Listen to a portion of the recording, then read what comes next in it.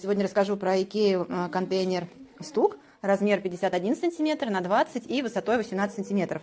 У него твердые стенки, твердое дно, твердая перегородка и снаружи еще такое окошко для подписей.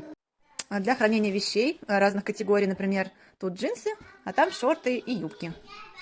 Для малышей здесь памперсы, а тут, например, пеленочки. Разделить кепки одного ребенка от кепок другого ребенка. В одном отделении шапки, а в другом перчатки или можно шапки и шарфы хранить.